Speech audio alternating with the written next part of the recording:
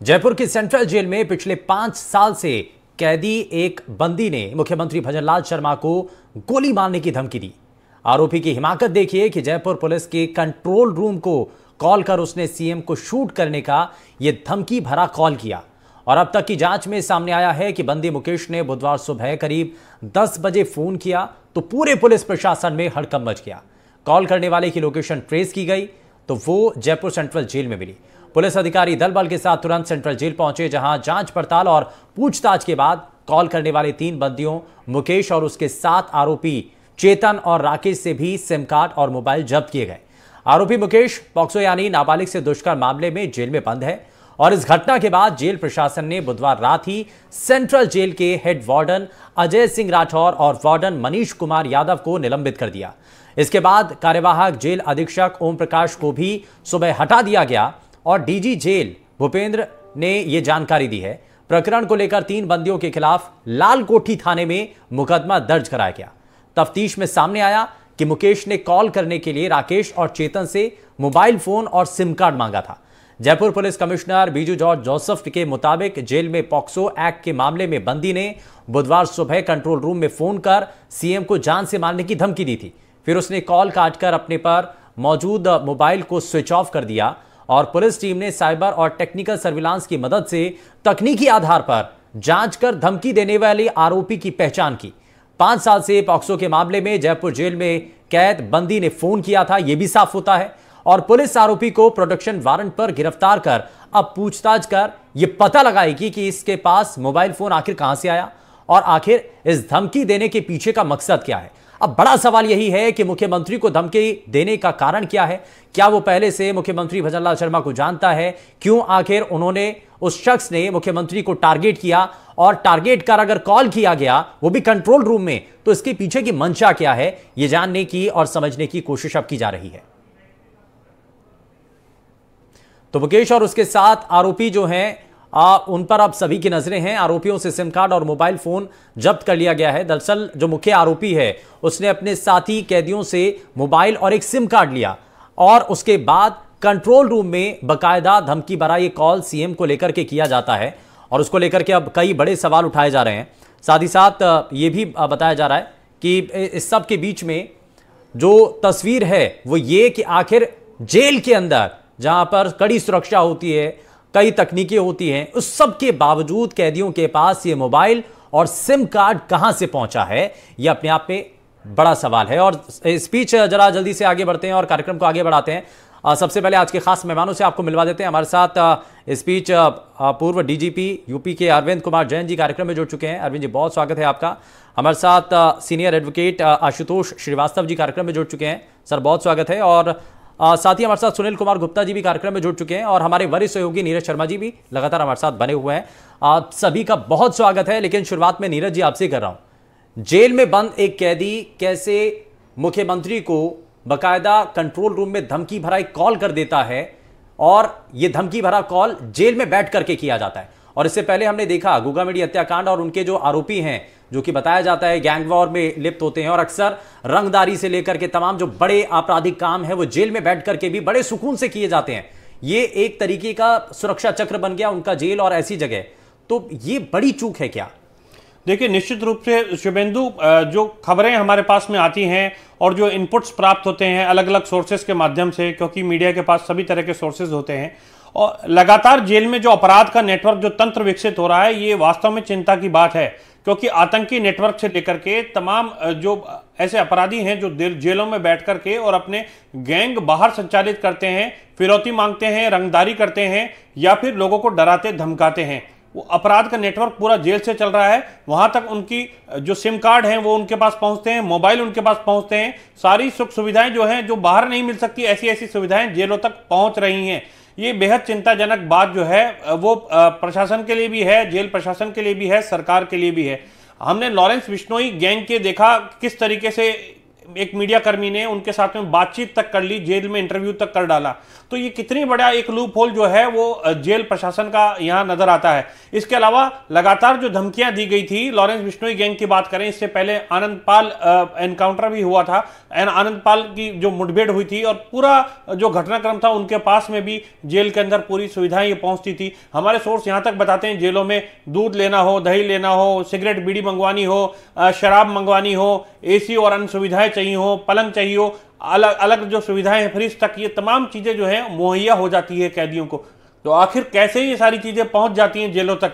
और जेल में जिस तरीके से फिल्मी स्टाइल में देखा जाता है कि जो सीनियर ऐसे कैदी होते हैं जो कि बड़े बदमाश होते हैं, तो उनकी सेवा में लोग बाग लगे रहते हैं नौकर चाकर की तरह। तो इस तरह की सुविधाएं जो हैं अगर जेल में कैदियों तक मिलेंगी तो कैसे कानून का इकबाल जो है वो बन पाएगा, और ये बात साबित हो पाएगी कि वो सजायाफ्ता जो कैदी है या फिर जो कैदी जेल में बंद है वो वास्तव में सजा काट रहा है, यानी उसको उसके गुनाहों की सजा मिल रही है, या फिर उसका अभी प्रकरण विचाराधीन है। और प्रदेश के मुखिया को यानी मुख्यमंत्री को यहां सीधे तौर पर थ्रेट दी गई, तो पूरा प्रदेश जो है वो अचंभित है इस बात से, कैसे जेल में बैठ करके ये कार्रवाई उसने कर दी। उसके बाद में केवल कार्रवाई के नाम पर 2 वार्डन जो है जेल के, उनको निलंबित किया गया। जेल अधीक्षक को भी, जो कार्यवाहक अधीक्षक थे, उनको हटाने की बात अब सामने आ रही है।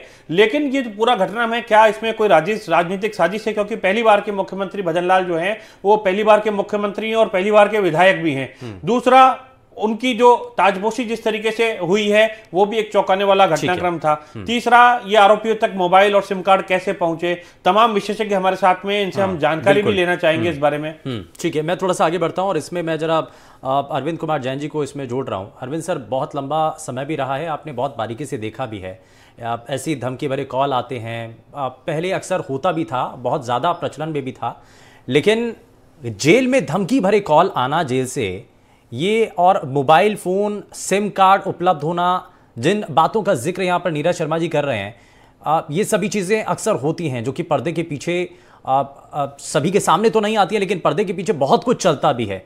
असल में होता क्या है सर, और क्या ऐसे कैदियों पर कुछ और नकेल कसने की ज़रूरत नहीं है? क्या वहां पर ऐसी चीज़ों को रोकने के लिए हमें और ज़्यादा सख्ती के साथ कदम उठाने की ज़रूरत नहीं है? अरविंद जी। नहीं, बिल्कुल उठाना पड़ेगा, सख्ती करनी पड़ेगी। जब तक जेलों पे सख्ती नहीं होगी तब तक जो जेलों के अंदर से क्रिमिनल्स का नेटवर्क फंक्शन कर रहा है उस पे कंट्रोल नहीं किया जा सकेगा। देखिए, एक जेल्स जो है बड़े नेग्लेक्टेड मैंने देखता हूं डिपार्टमेंट हैं। इसमें करप्शन बहुत है, ट्रांसफर्स, पोस्टिंग्स में सब में करप्शन है।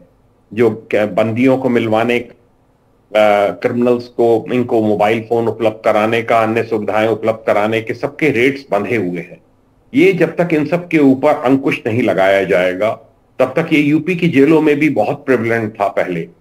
हमारे यहाँ कुछ एक्सपेरिमेंट्स हुए, एक आईपीएस ऑफिसर को डीजी जेल बनाना शुरू किया गया, उसके बाद से बड़ा फर्क पड़ा।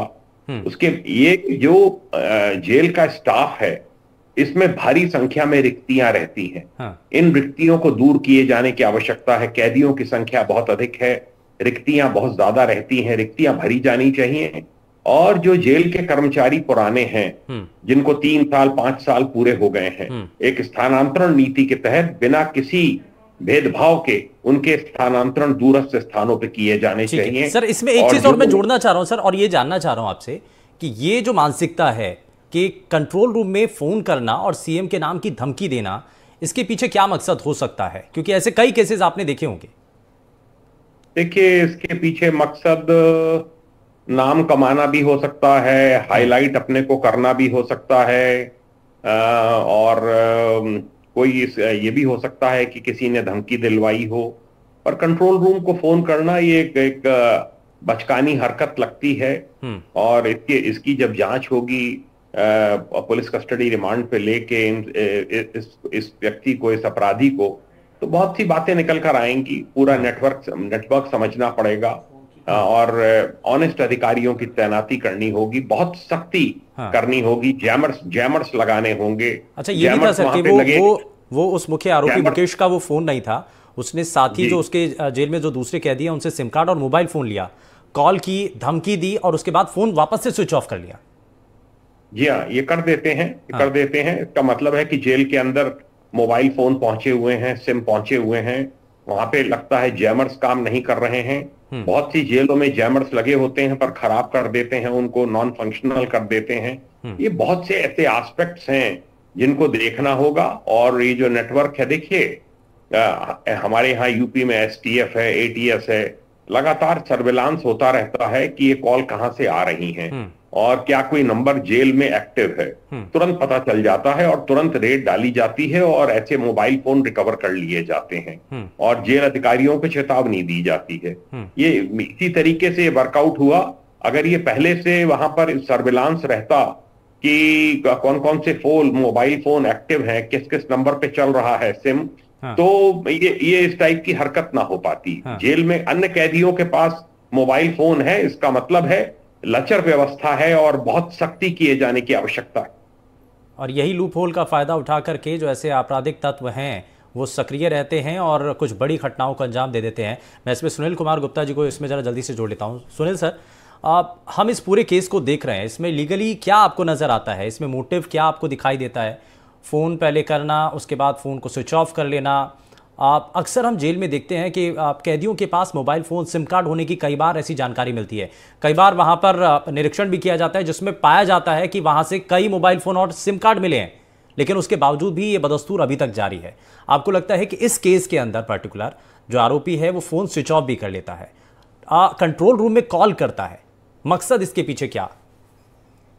देखिए क्या है कि जो मोबाइल फोन है ये प्रोहिबिटेड आर्टिकल है और जनरली मैंने देखा, जो मेरा अपना 35 साल का एक्सपीरियंस है तिहाड़ जेल के साथ, जनरली जो हाई प्रोफाइल हैबिचुअल प्रिजनर होते हैं वो इसका इस्तेमाल करते हैं। वैसे मैं आपको बता दूं कि हर एक जेल में फोन फैसिलिटी होती है जिसमें वो अपने घर से अपने वकील से बात कर सकते हैं कैदी। अब हमारे यहाँ तो दिल्ली में तो हफ्ते में 5 दिन 6 दिन कर सकते हैं, पर और जगह 2 दिन 3 दिन ऐसे सब जगह फैसिलिटी दी हुई है। तो जनरली ये मोबाइल फोन है या तो ये मिली भगत के साथ होता है, क्योंकि जो भी हैबिचुअल प्रिजनर होते हैं उनकी एक जान पहचान तो हो जाती है जेल वालों के साथ। तो एक तो या तो मिली भगत से होता है या नेग्लिजेंस से होता है। मैं आपको जैसे यूपी की जेलों का, बिहार की जेलों का बताऊं, वहां पे क्या होता है, अगर कोई भी हैबिचुअल या कोई नेता जेल के अंदर आ जाता है तो पूरा सिस्टम जो है कोलैप्स कर जाता है। पूरा सिस्टम ऐसे कोलैप्स कर जाता है कि जो वो नेता कहता है वैसे ही जेल वाले करते हैं। मतलब मैं ये नहीं कह रहा कि जेल की कोई मैं बुराई कर रहा हूँ, क्यों करप्शन तो आप देखें पुलिस में हमारे से कई ज्यादा होगी, जेल से बहुत ज्यादा करप्शन पुलिस में होगी या और महकमों में होगी, पर हमारे यहाँ जो है, क्योंकि जेल वाले जो कर्मचारी होते हैं जब ये मिल जाते हैं तो उसमें मिलने के साथ जो है वो एक सिक्योरिटी को तो कंप्रोमाइज कर रहे हैं और कई बार ये डर से भी होता है, उनको ये होता है कि बाहुबली आदमी है, कहीं हमें मरवा ना दे या कुछ और ना कर दे, तो उसके डर से भी कर देते हैं। तो इसमें जैमर्स हर एक जेलों में जैमर्स लगे, सुप्रीम कोर्ट ने डायरेक्शन दी हुई है कि जैमर्स लगाने की, तो जैमर्स जेलों में लगे हुए हैं। पर क्या होता है कि जैमर्स जो काम करते हैं एक राउंड शेप में काम करता है, उसका जैमर का जो एरिया होता है एक राउंड शेप में होता है। तो ये जो हैबिचुअल प्रिजनर होते हैं ये लोग उस जगह को ढूंढ लेते हैं जहां पे जैमर काम नहीं कर रहा होता। ठीक है। तो ये मोबाइल इनके पास होता ही है और ये उस जगह पे मोबाइल का यूज करते हैं। और दूसरा देखो, इनका जो अंडर ट्रायल होते हैं उनका मोबाइल यूज करने के पीछे मोडस ऑपरेंडी ये होता है कि वो चाहते हैं कि जो विटनेस है, जैसे उनके ट्रायल अभी चल रहे हैं, वो चाहते हैं कि विटनेस उनके खिलाफ बयान देने ना आए, तो उसको डराने के लिए, डराने धमकाने के लिए सब कुछ किया जाता है। डराने धमकाने के लिए क्या करते हैं कि वो दिखा देंगे कि उसमें पार्टी कर रहे हैं जेल के अंदर, शराब पी रहे हैं, और कई बार बकायदा वीडियो भी सामने आती है। हाल ही में एक वीडियो भी सामने आई थी जिसमें जेल के अंदर पार्टी करते हुए कुछ कैदी नजर आते हैं। मैं इसमें आशुतोष जी को जोड़ लेता हूँ। आशुतोष जी, अब जेल के अंदर की जो तस्वीर है वो तो सामने आ रही है, लेकिन अब सवाल ये है कि अगर मुख्यमंत्री को जान से मारने की धमकी मिल रही है तो आम जनता का क्या होगा? देखिए, ये बहुत ही सीरियस इशू है और ये ऐसा नहीं कि पहली बार, ये तो बहुत बार पहले हुआ जिसके ऊपर टाइम टू टाइम एक्शन भी लिया गया। देखिए क्या होता है कि जो जेल में जो मोबाइल आता है वो तो सीधा बाहर से नहीं आ सकता, वो कहीं ना कहीं तो जो वहाँ के जो लोग हैं, जो काम करने वाले जो वर्कर्स हैं, उनके बिना तो नहीं आ सकता। और कितने सारे केसेस में हमने देखा है कि जो वहाँ काम करते हैं, चाहे वो वार्डन हो, जैसे इस केस में 2 वार्डन्स को निकाला भी गया है, तो उनके थ्रू ही जो है ये पहुंच सकता है, या कोई विजिटर आता है उसकी चेकिंग होती है, अगर उसमें लापरवाही की गई जानबूझ करके तो पहुंच सकता है, या कभी कभी जो को वर्कर होता है वो चेक करता है तो अपने कॉलीग को उस तरीके से चेक नहीं करता, क्योंकि उनका एक हर रोज उठना बैठना होता है वहां पे, तो वो सोचते हैं कि अभी इसको इस तरह से चेक करेंगे तो वो सही नहीं होगा। तो वो ऐसे मामलों में जो है मोबाइल फोन जो है जेल के अंदर पहुंचता है। और कई तो दूसरे देश हैं जहां पर यहाँ तक कि ड्रोन का भी इस्तेमाल किया गया है मोबाइल को जेल के कंपाउंड में पहुंचाने का। ये बहुत बार ये देखने में आया है इस तरीके का जो मामलों में। अभी देखिए जो सरकार ने भी जो है, अगर आप देखें 2010 में 7 जून 2010 को प्रॉपर एक लेटर लिखा है सेंट्रल गवर्नमेंट ने, जो सारे स्टेट और सारे यूनियन टेरिटरीज को लिखा गया है, और प्रिंसिपल सेक्रेटरी जो प्रिजन्स के होते हैं उनको लिखा गया है कि जो है मोबाइल का इस्तेमाल बहुत ज्यादा हो रहा है, और ये मोबाइल का इस्तेमाल जेल से सिर्फ टैंपरिंग ऑफ एविडेंस के लिए ही नहीं बल्कि हर तरीके के एक्टिविटी के लिए, जैसे अपने सरगना को चलाने के लिए, कोई नया क्राइम करने के लिए, अपने जो एसोसिएट्स बाहर हैं उनको उनके साथ कोऑर्डिनेट करने। और ये हमें पता है कि अगर जेल से कोई कॉल जा रहा है तो उसका मकसद क्या हो सकता है? हाँ। अपने गिरोह को आगे बढ़ाने के लिए, धमकी देने के लिए, ये दबाव बनाने के लिए सब कुछ किया जाता है। मैं थोड़ा सा आगे बढ़ता हूं नीरज शर्मा जी, इसमें एक पहलू और रह गया है, जैसे कि इसमें अरविंद जी ने भी बताया और सुनील कुमार जी ने इसको आगे बढ़ाते हुए कहा कि इसके पीछे एक मोटिव लाइमलाइट में आना हो सकता है। लेकिन मेरा सवाल सर इसी से जुड़ा हुआ एक कदम आगे ये भी है कि क्या ऐसा तो नहीं कि लॉ एंड ऑर्डर की सिचुएशन को मेंटेन करती हुई मौजूदा वक्त में सरकार नजर आ रही है, क्या उसको हैम्पर करने के लिए और मुख्यमंत्री के ऊपर निशाना इसीलिए साधा गया क्योंकि कंट्रोल सेंटर पर कॉल करने का तो कोई मतलब बनता नहीं है? देखिए, लगातार जो राजस्थान में अभी योगी सरकार की तरह ही संदेश देने का काम भजनलाल सरकार कर रही है। बुलडोजर चलाकर गैंगस्टर्स के जो मकान हैं उनको गिराए जाने की कार्रवाई शुरू कर दी गई है।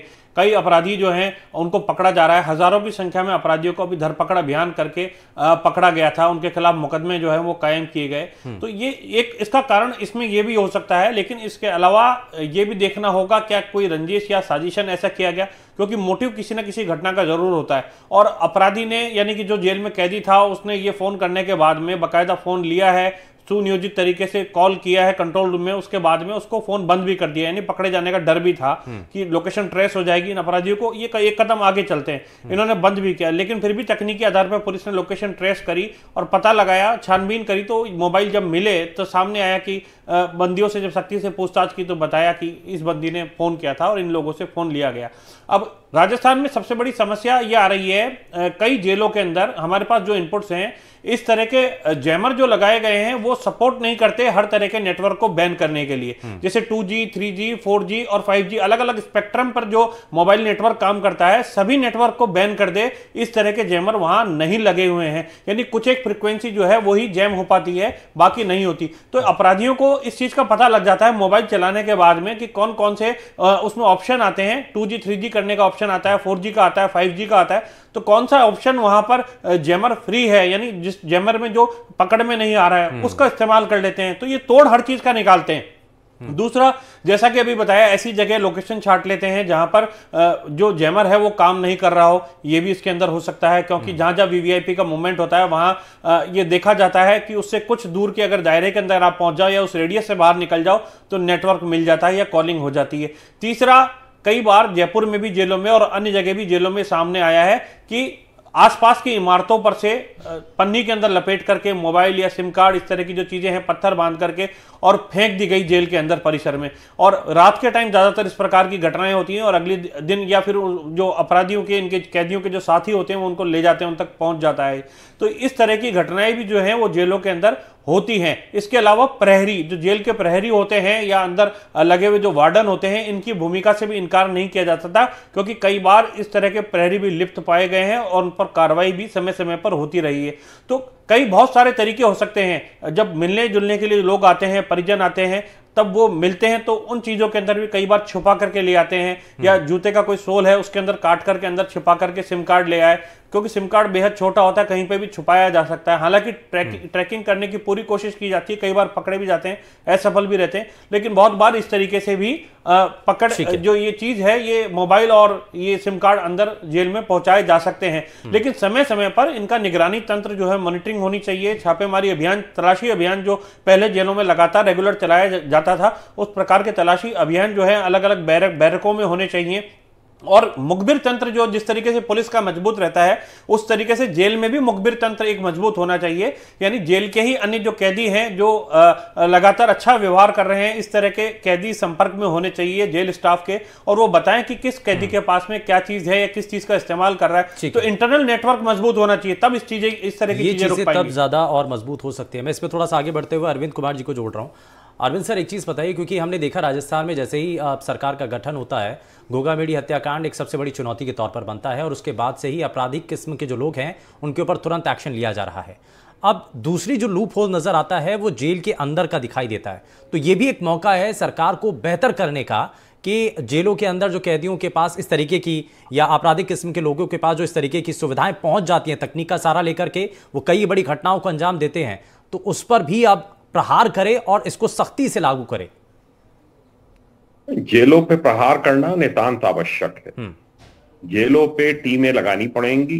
जेलों को में कौन कौन बड़े कैदी हैं जिनके लोकल लिंक्स हैं, उनको दूसरे जेलों में, दूरस्थ जेलों में ट्रांसफर करना होगा। वीडियो कॉन्फ्रेंसिंग के माध्यम से उनकी पेशी करानी होगी। वो जो जमे रहते हैं एक ही जेल में सालों साल से, वहीं के रहने वाले हैं, उनके लिंक्स बहुत डेवलप्ड हो जाते हैं। हमारे यहाँ यूपी में रूटीन ट्रांसफर्स हो रहे हैं अब, और बहुत सालों से मुख्यमंत्री स्वयं अपने पास विभाग को रखते हैं, जेल विभाग को, जिससे कि जेल विभाग को राजनीतिक दखलंदाजी से काफी हद तक मुक्त किया जा सके और वहां पर भ्रष्टाचार को कम किया जा सके। ये जब तक नहीं होगा, और जो पॉइंट्स मैंने पहले कहे, नई भर्तियां होनी चाहिए, टाइम बाउंड ट्रांसफर्स होने चाहिए, जब तक ये सब नहीं होगा, अगर पुराने वार्डर्स और ये सब जमे रहेंगे वहां पे, उनकी फैमिलीज वहां पे बनी रहेंगी, पता चला ट्रांसफर हो गया, परिवार अभी भी वहीं रह रहा है, ये सब अड्डे बन जाते हैं। इन सबको खत्म करना होगा। एक बार सख्ती शुरू होगी, आप उसका इम्पैक्ट देखेंगे, पूरे प्रदेश की जेलों पर उसका असर पड़ जाएगा। अच्छा, मैं इसमें आशुतोष जी को जोड़ लेता हूँ। आशुतोष जी, अब इसमें लीगली एक्शन क्या हो सकता है, संभावना क्या है? जो आरोपी है, मुख्य आरोपी, अगर वो कहे कि मैंने तो साहब ये जिस तरीके से कॉल किया है और इसमें मेरा कोई मकसद नहीं था, तो क्या हो सकता है? नहीं, देखिए, इसमें तो इन्वेस्टिगेशन होगा कि ऐसा फोन क्यों किया गया, क्या पर्पस था, किसी के कहने पे किया गया, इसके पीछे और भी कुछ लोग हैं, या ऐसा उसको करवाया गया, या महज उसने जो है सिर्फ डराने के लिए जो है ये कॉल किया, या जो भी पर्पस हो, ये जो किया गया है वो तो गलत है, ऑफेंसी है, क्योंकि आप किसी को इंटिमिडेट करते हैं क्रिमिनली, या किसी को आप मारने की धमकी देते हैं, थ्रेट देते हैं, तो ये एक तरह से क्राइम है। और आईपीसी की जो है धाराओं के हिसाब से इसके ऊपर कार्रवाई बिल्कुल पुलिस करेगी और देखेगी इन्वेस्टिगेशन करके कि और किसका इसके अंदर हाथ हो सकता है। कहीं ऐसा तो नहीं कि कोई बड़ा जो है कॉन्स्पिरेसी जो है बनाया जा रहा है जेल के अंदर ऐसा करने के लिए, क्योंकि ये एक चीफ मिनिस्टर की बात है और जो है सिक्योरिटी की बात है, इतने बड़े ओहदे पे कोई बैठा हुआ इंसान के लिए। तो मुझे लगता है कि इस पर जरूर इन्वेस्टिगेशन पुलिस करेगी पूरी तरीके से और देखेगी कि क्या मकसद था इस तरह से कॉल करके धमकी देने का। ठीक है, सुनील जी, सुनील सर, एक चीज बताइए कि इसमें हम क्या मान सकते हैं कि कोई आम शख्स, एक आम कैदी क्या इतनी बड़ी घटना को अंजाम दे सकता है, और वो भी किसी दूसरे कैदी का मोबाइल लेकर के, सिम लेकर के, और उसके बाद फोन भी स्विच ऑफ कर ले? क्या कंट्रोल सेंटर में कॉल करने का उसका मकसद हो सकता है, या इसके पीछे कोई बड़ा गैंग भी हो सकता है?